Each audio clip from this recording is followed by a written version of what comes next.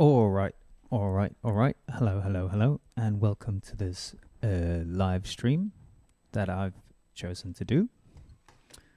I'm Hyperion Orbit. I make music. I take it that if you see this, you are on my Instagram site, Instagram page. It's called a page.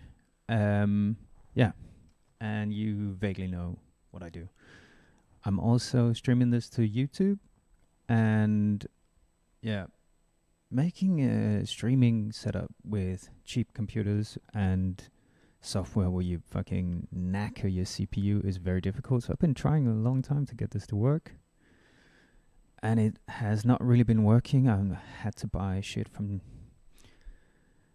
online vendors, let's just say that, a bunch of little things, and find old equipment and all that stuff. But I feel like we got something working now, and I'm gonna try to see if I can record these sessions and put some shit together that's a bit more concise. But for now, I'm just gonna be making music, and I might be commenting, I might not be commenting on what I'm doing. But yeah, and for sure, if you interact a little bit and tell me what you like and what you don't like, I will definitely, because I'm a sucker for attention. So if you give me attention, I will definitely be answering and throwing some attention back to you. But yeah, I hope that people will kind of like this. Whoops.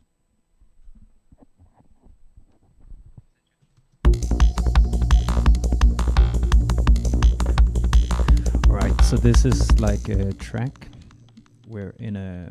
This is a track I've been working on, and I'm actually quite excited about,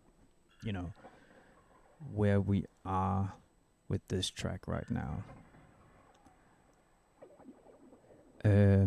But also I've been having a crazy amount of work and a crazy amount of shit to do, and a bunch of personal bullshit that's gone down, and it's taken me out completely of making music. And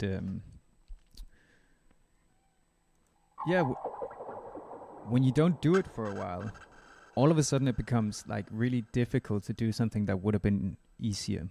So I am rusty as shit, and I'm trying to get back into it, and I think that's a little bit why the live stream as well, because the live stream will kind of push me to kind of not just sit and fuck around to kill time, but like kind of push to make something. So let's see if we can make something here.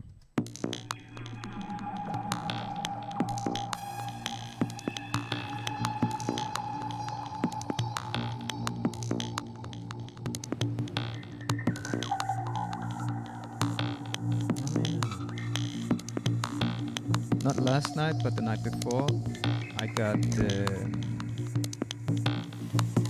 oh no, 3 nights ago, something, I don't remember.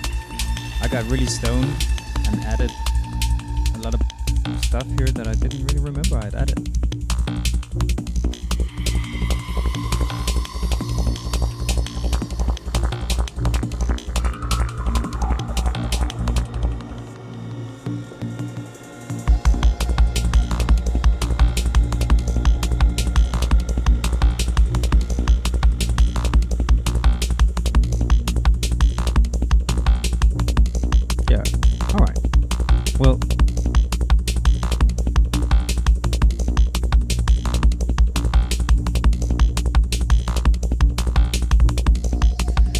So I think basically right now, as a groove and a thing, this here kind of like it works.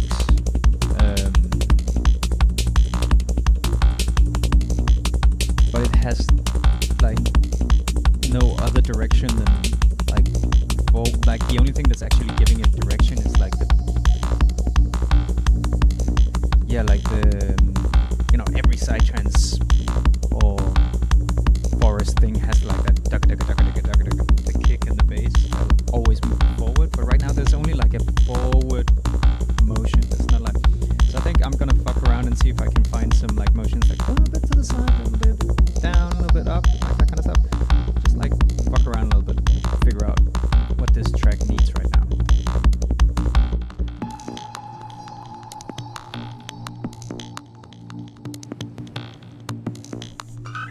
I kind of know what needs to happen. Like we have this synth right here. This is going to be the main melodical driver, and it can sound like a lot of things, but like the thing that it's really doing right now, because of this envelope and the way all of this is routed,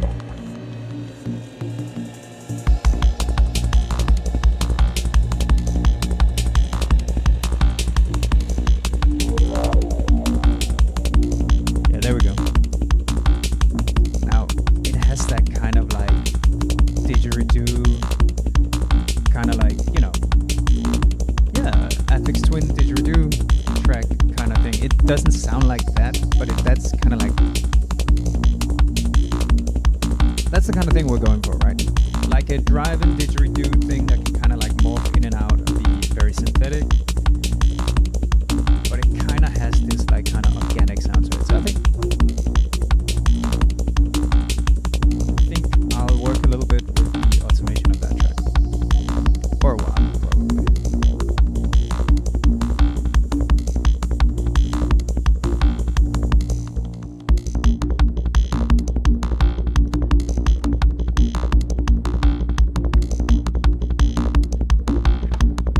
Yeah, and I did some homework where I kind of pre-mapped it onto this little piece of shit, which is really, to me, garbage device. I've ordered an alternative to this, because all of this launch padding thing up here, who fucking needs it? I don't know. Well, I will if I ever start doing live stuff, but right now I'm not doing live stuff.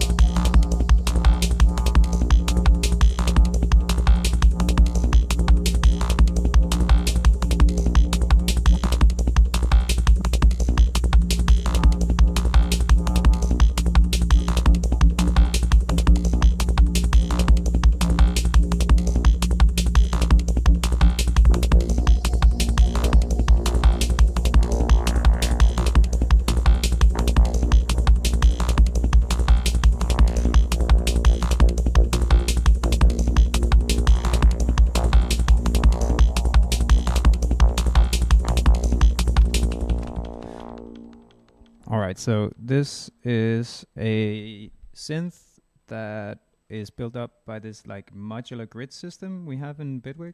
And so everything that goes on with the basic synth sound is happening within this closed off system.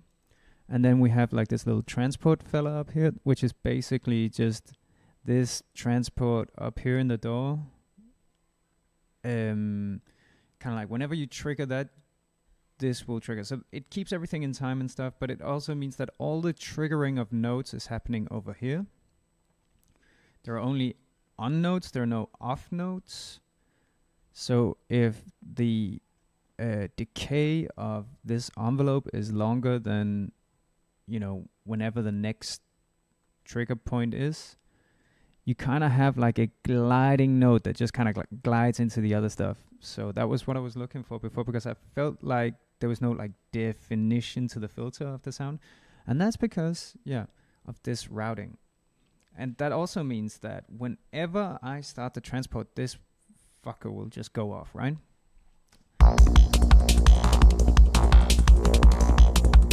So for me, that's an atypical way of working, because that means I have these like MIDI, MIDI tracks here with these little MIDI boxes, and there's no actual MIDI in them apart from all of this fucking automation, all these automation lines. We can expand them here so you can see all the automation that happens. But this is basically what's gonna, shape your sound into specific things with this kind of synth. And to be honest with you, it's a real pain in the ass to work like this. It's not as fast as just like having static patches where you just hammer in some notes. But whenever I do those static patches where I hammer in notes, I tend to lean towards very, let's just call it like melody rich, classically Western composed like song structures, A B B D, whatever. Like I go into like the schooling I got as a kid for like how to make a song or how to analyze a song, and it becomes really pedantic and boring, and it doesn't have that like kind of. And another thing is like I hear this, and I've done it myself a lot, and I've been ashamed of it a little bit, like not really, but you do that where you just have a bunch of MIDI notes and like, oh, we go from a C to a G, and then whatever, that kind of progressive kind of composition, and then you just slam a scale on it, like let's say maybe a Phrygian dominant. I'm looking at you, all you go-aheads. Phrygian dominant, maybe, or just Phrygian, or harmonic minor, Hungarian scales and all that stuff. And honestly, that is something where I realized like I didn't know how else to compose something that sounded Goa and that sounded like kind of, but like you're kind of Easternizing Western shit, and it's kind of like it's a bad habit we have, because I'm not that great of a composer. I can't play the fucking piano. I can't play shit anymore. I can do this. So, bad habit. So instead of that, we're doing this pain in the ass way of doing stuff. It takes a long time, and I often don't want to start. Like right now, I'm talking instead of just doing it, because just takes forever. It's really difficult to kind of see what sections will go into and stuff. Like the logic of it is a pain in the ass. But for me, it's way better. It's been way better after I started doing this. I feel like it's more interesting, whatever stuff I'm doing. So instead of talking, I'm gonna be actually doing it a little bit now.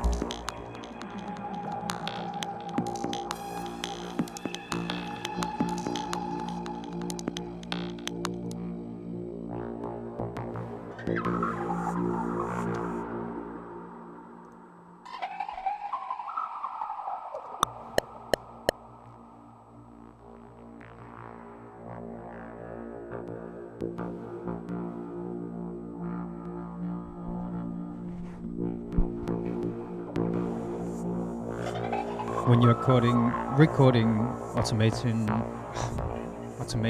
changes in Ableton Live and in Bitwig.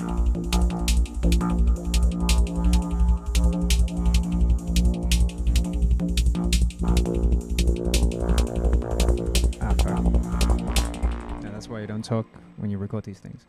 But like you can record like one parameter at a time. In Ableton you have to do this thing where you kind of like set up everything to arm that one track, because otherwise you see what happened here right there. It kind of cut, like it made a new MIDI region, right? Oh, look, and this MIDI region had a different kind of right. Well, we don't care about that. But yeah, so I'm not, I've only been using this software for a little while, so I'm not as familiar. But what you do in Ableton is you set up everything to ARM and to, like overdub your MIDI and all that stuff. And then what you do is you de-arm the track and then you start the recording.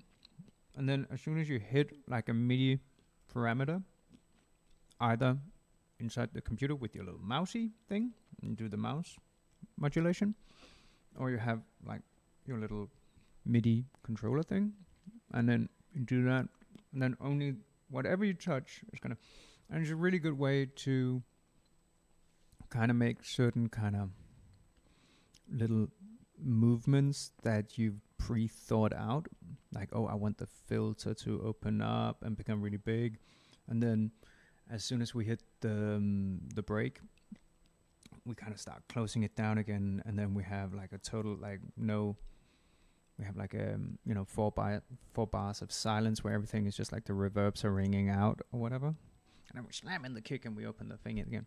Like if you have stuff like that, it's a really good thing to just do like one parameter at a time. If that doesn't really work, if you're playing live or if you're like recording really big arrangements, because sometimes you want to be more specific that 2 hands are. But yeah, I like to go one parameter at a time because I'm not very good at this really.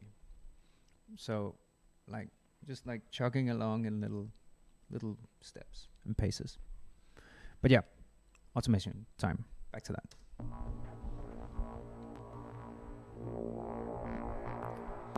Oh yeah, by the way, this right here is a skew of our main oscillator, and it has this like, whenever we're in the middle here, the sound of the oscillator is like it's just pure sine with all the wave folding and stuff on top. But you get that kind of like LFO in brackets, what's Leeds Warehouse mix, very hollow bass sound, and we get a more nasally kind of saw wave kind of thing when we push the skew.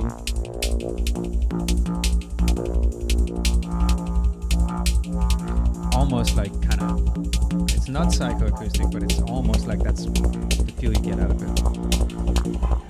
Alright.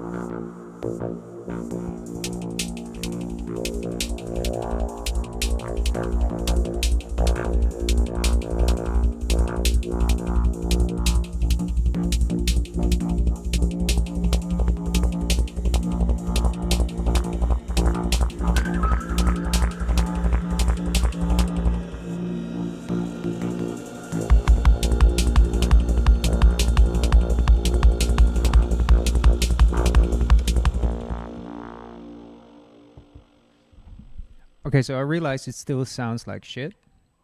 And that's because we've only done, you know, what do we have now? 3 parameters, right? So, yeah, let's just keep walking down, you know.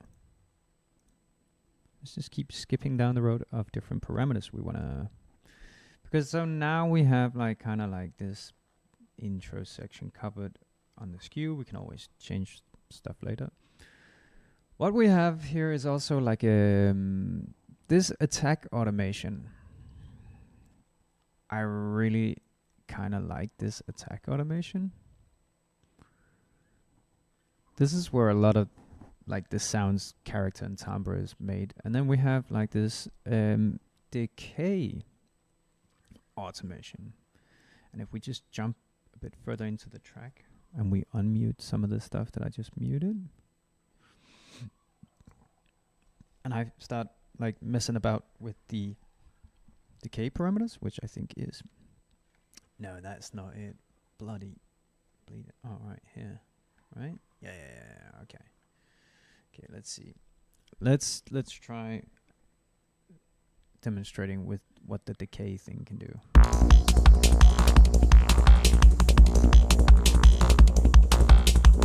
Fuck's sakes, that wasn't the decay again.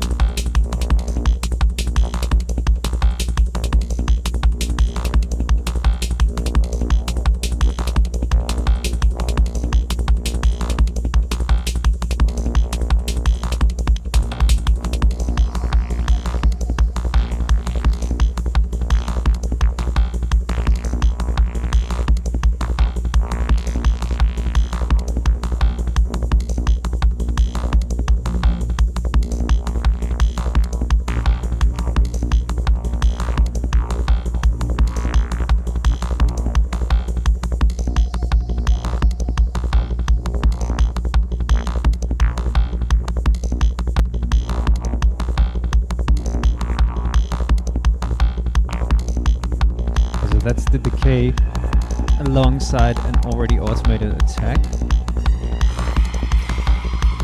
But it's, if I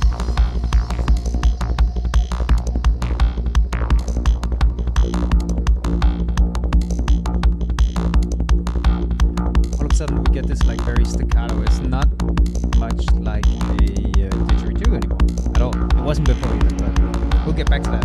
We'll get back to that part of the sound.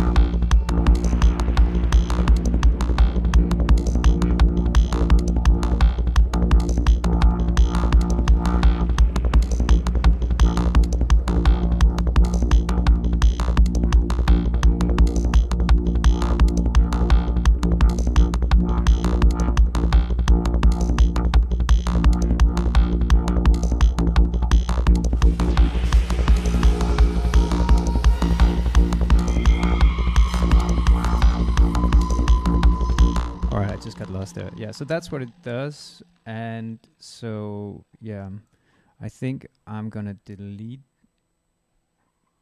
at least this much of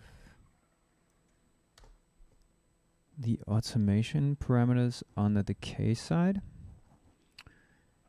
And I don't know if I can do the gradual. Can I do the gradual? I probably can't. Let's see.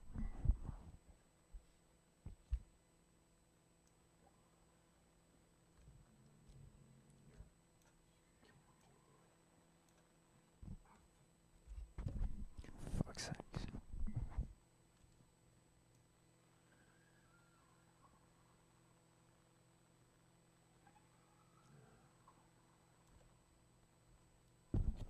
Terrible. Also weird that all these little points kind of like slow my computer down to a grinding halt. These are just little points. I don't know. Right, okay, so that it doesn't work. I can't make like a curve. Oh shit. So I need to go over there and then I go like that. That's the curve I wanted to make, but I kind of wanted to keep this shape. I think maybe Bitwig is not there yet, but I'm sure we could do. do something, but I'm just not going to do that right now. I'm just going to fuck around with the decay instead.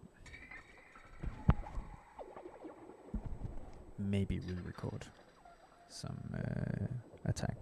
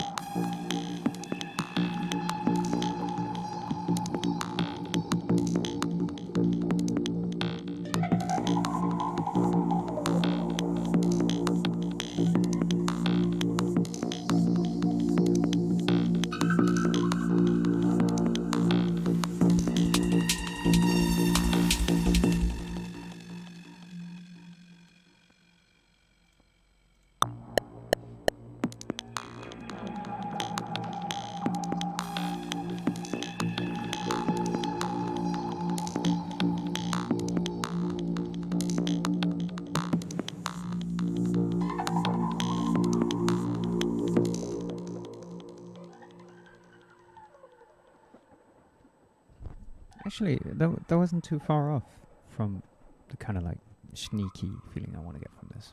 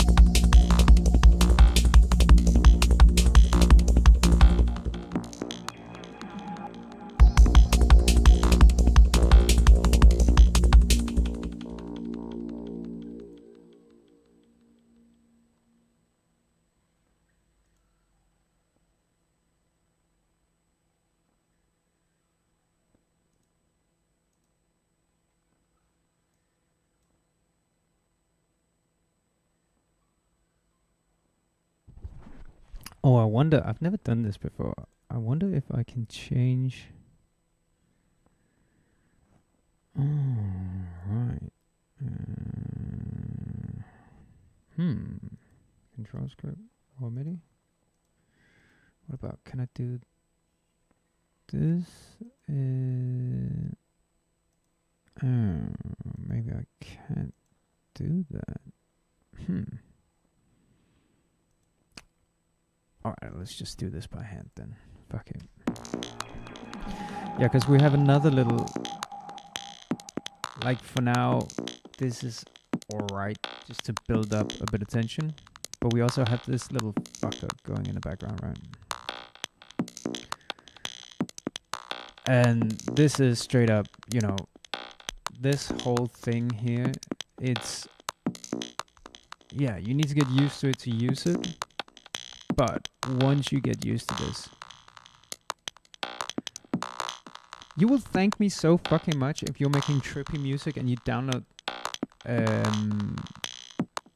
Reactor from Reactor 6 here. Yeah, go to Native Instruments website and download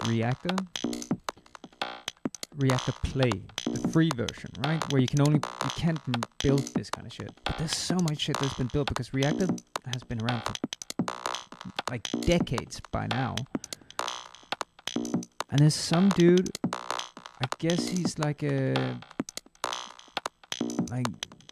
music tech, some kind of like a live tech, sound tech or something. Stagehand, what do I know? He built this and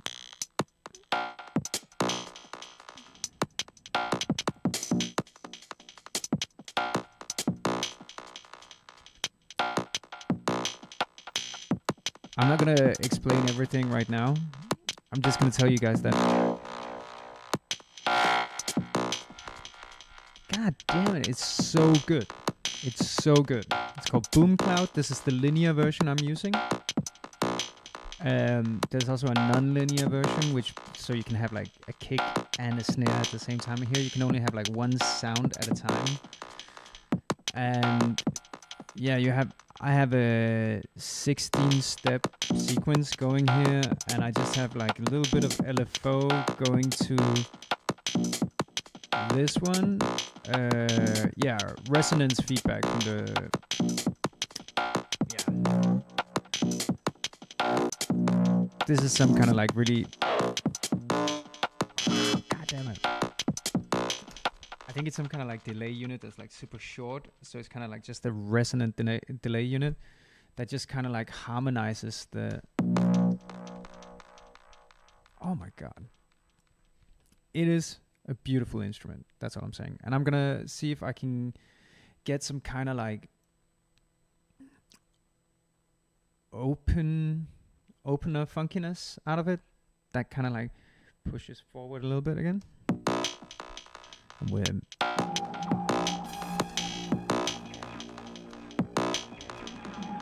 oh yeah, so you see the skip parameter? I must have yeah, I have some sort of automation. So when skip is all the way up, it's gonna skip your little your steps in your step sequencer. Each one of these little buttons is a step. So if I play this and I just kind of, nothing's gonna happen.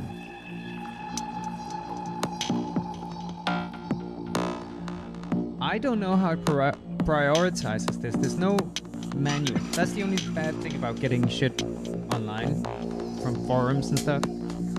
Rarely a good manual.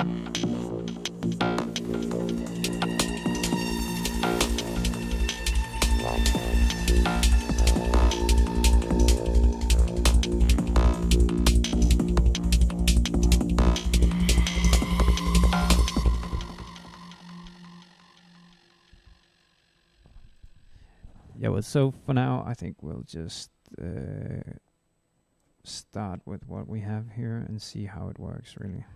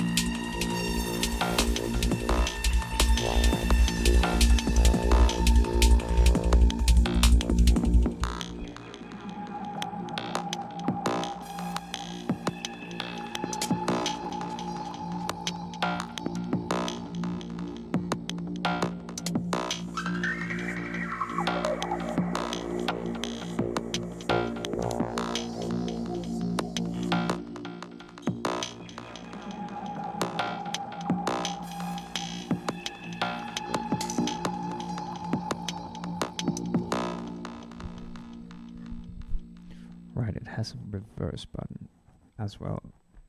Oh, I love the person who made this. I really love the person who made this, because if the person made this into a, I don't know, a fucking Arduino board and a bunch of cables, and it could be simplified. Honestly, like, let's say this part of it, the cumulus, it can do cool stuff, but it's so erratic. I don't give a shit about it. I like this, the delay. I like the nimbus is the reverb. I like that, okay. But if I could just get like a very simple LFO matrix like this, and this shit up, like even without this stuff, I'm okay. But this stuff, because all of this stuff can happen in the box. That could easily happen in the computer and probably sound better. But if I could get this shit on my desk, I would pay fucking, I don't know, 1,000 euros, 2,000 euros? I don't know. Easy. Fucking easy. 2,000 euros for a Rumpler. Because it's not a sampler, it's a Rumpler. But still.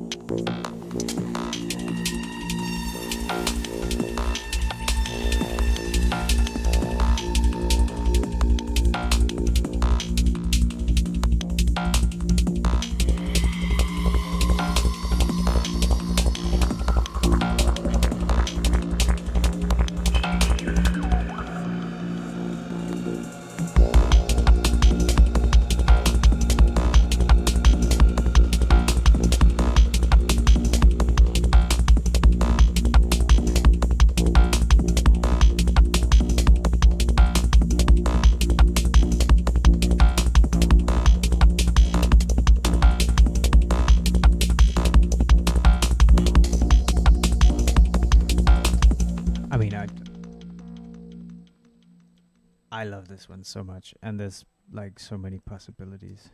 You can even let's just go back to that section. Right there. Let's just go back to that. Goom goom goom.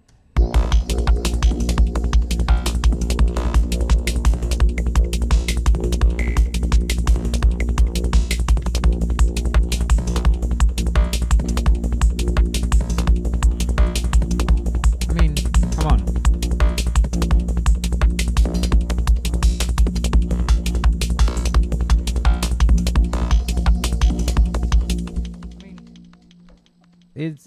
It's that good. Also listen to this.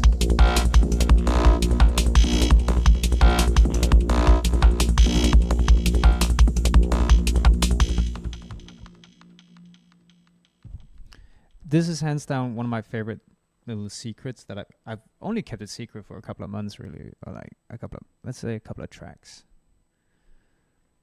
Unreleased ones. And yeah, no, it's so good. It is so good.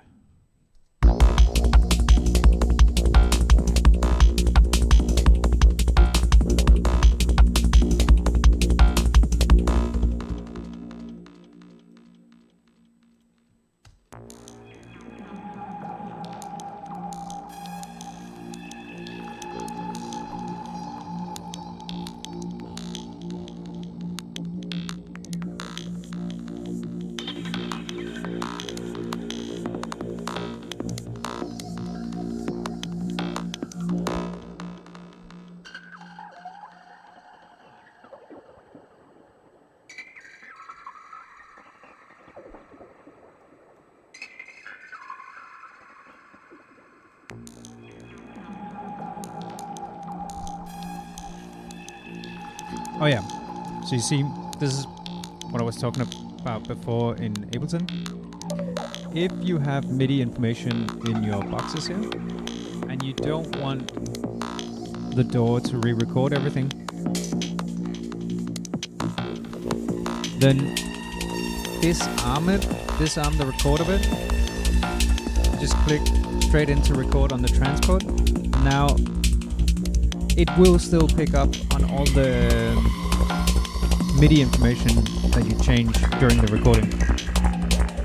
That's what I was trying to, because let's just look at it. If we, let's say, we delete that, and then we say, okay, so this is how you arm to record the track. So anything that goes into the track will be recorded now. But even if nothing goes into the track, see how it, like, Bitwig is smarter than Ableton because it keeps the automation that's there. Ableton just sometimes just like fucking scrapes it. But if you look up here, you see how. So if you have something where it's essential that you keep the MIDI notes that you already pre-programmed, it will not do that. Like whatever is coming in.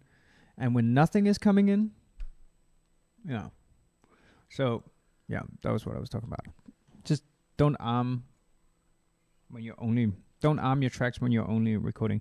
And I can see that being a bit of a pain in the ass in Bitwig because, like, by standard, it just kind of arms anything that you're grabbing that can be armed like that. This one can't because the input is the output of this track that I've